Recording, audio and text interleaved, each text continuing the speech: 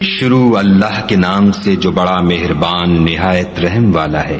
نون قلم کی اور جو اہل قلم لکھتے ہیں اس کی قسم کہ اے محمد صلی اللہ علیہ وآلہ وسلم تم اپنے پروردگار کے فضل سے دیوانے نہیں ہو، اور تمہارے لیے بے انتہا اجر ہے، اور تمہارے اخلاق بڑے عالی ہیں۔ سو ان قریب تم بھی دیکھ لوگے اور یہ کافر بھی دیکھ لیں گے کہ تم میں سے کون دیوانہ ہے۔ تمہارا پروردگار اس کو بھی خوب جانتا ہے جو اس کے رستے سے بھٹک گیا، اور ان کو بھی خوب جانتا ہے جو سیدھے رستے پر چل رہے ہیں۔ تو تم جھٹلانے والوں کا کہا نہ ماننا۔ یہ لوگ چاہتے ہیں کہ تم نرمی اختیار کرو تو یہ بھی نرم ہو جائیں، اور کسی ایسے شخص کے کہے میں نہ آ جانا جو بہت قسمیں کھانے والا ذلیل اوقات ہے، طعن آمیز اشارتیں کرنے والا، چغلیاں لیے پھرنے والا، مال میں بخل کرنے والا، حد سے بڑا ہوا بدکار، سخت خو اور اس کے علاوہ بدذات ہے، اس سبب سے کہ مال اور بیٹے رکھتا ہے۔ جب اس کو ہماری آیتیں پڑھ کر سنائی جاتی ہیں تو کہتا ہے کہ یہ اگلے لوگوں کے افسانے ہیں، ہم ان قریب اس کی ناک پر داغ لگائیں گے۔ ہم نے ان لوگوں کی اسی طرح آزمائش کی ہے جس طرح باغ والوں کی آزمائش کی تھی، جب انہوں نے قسمیں کھا کھا کر کہا کہ صبح ہوتے ہوتے ہم اس کا میوہ توڑ لیں گے، اور انشاءاللہ نہ کہا۔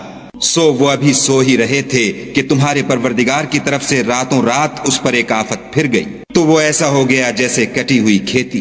جب صبح ہوئی تو وہ لوگ ایک دوسرے کو پکارنے لگے کہ اگر تم کو کاٹنا ہے تو اپنی کھیتی پر سویرے ہی جا پہنچو۔ تو وہ چل پڑے اور آپس میں چپکے چپکے کہتے جاتے تھے کہ آج یہاں تمہارے پاس کوئی فقیر نہ آنے پائے، اور کوشش کے ساتھ سویرے ہی جا پہنچے، گویا کھیتی پر قادر ہیں۔ جب باغ کو دیکھا تو ویران، کہنے لگے کہ ہم رستہ بھول گئے ہیں، نہیں بلکہ ہم برگشتہ بخت بے نصیب ہیں۔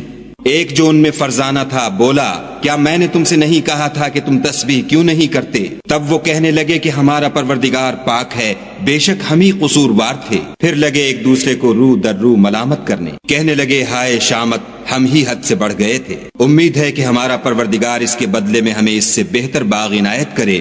ہم اپنے پروردگار کی طرف رجوع لاتے ہیں۔ دیکھو عذاب یوں ہوتا ہے، اور آخرت کا عذاب اس سے کہیں بڑھ کر ہے، کاش یہ لوگ جانتے ہوتے۔ پرہیزگاروں کے لیے ان کے پروردگار کے ہاں نعمت کے باغ ہیں۔ کیا ہم فرما برداروں کو نافرمانوں کی طرح نعمتوں سے محروم کر دیں گے؟ تمہیں کیا ہو گیا ہے، کیسی تجویزیں کرتے ہو؟ کیا تمہارے پاس کوئی کتاب ہے جس میں یہ پڑھتے ہو کہ جو چیز تم پسند کرو گے وہ تم کو ضرور ملے گی؟ یا تم نے ہم سے قسمیں لے رکھی ہیں جو قیامت کے دن تک چلی جائیں گی کہ جس شے کا تم حکم کرو گے وہ تمہارے لیے حاضر ہوگی؟ ان سے پوچھو کہ ان میں سے اس کا کون ذمہ لیتا ہے؟ کیا اس قول میں ان کے اور بھی شریک ہیں؟ اگر یہ سچے ہیں تو اپنے شریکوں کو لا سامنے کریں۔ جس دن پنڈلی سے کپڑا اٹھا دیا جائے گا اور کفار سجدے کے لیے بلائے جائیں گے تو وہ سجدہ نہ کر سکیں گے، ان کی آنکھیں جھکی ہوئی ہوں گی اور ان پر ذلت چھا رہی ہوگی، حالانکہ پہلے اس وقت سجدے کے لیے بلائے جاتے تھے جبکہ صحیح و سالم تھے۔ تو مجھ کو اس کلام کے جھٹلانے والوں سے سمجھ لینے دو، ہم ان کو آہستہ آہستہ ایسے طریق سے پکڑیں گے کہ ان کو خبر بھی نہ ہوگی، اور میں ان کو مہلت دیے جاتا ہوں، میری تدبیر قوی ہے۔ کیا تم ان سے کچھ اجر مانگتے ہو کہ ان پر تاوان کا بوجھ پڑ رہا ہے، یا ان کے پاس غیب کی خبر ہے کہ اسے لکھے جاتے ہیں؟ تو اپنے پروردگار کے حکم کے انتظار میں صبر کیے رہو، اور مچھلی کا لقمہ ہونے والے یونس کی طرح نہ ہونا کہ انہوں نے خدا کو پکارا اور وہ غم و غصے میں بھرے ہوئے تھے۔ اگر تمہارے پروردگار کی مہربانی ان کی یاوری نہ کرتی تو وہ چٹیل میدان میں ڈال دیے جاتے اور ان کا حال ابتر ہو جاتا۔ پھر پروردگار نے ان کو برگزیدہ کر کے نیکوکاروں میں کر لیا، اور کافر جب یہ نصیحت کی کتاب سنتے ہیں تو یوں لگتے ہیں کہ تم کو اپنی نگاہوں سے پھسلا دیں گے،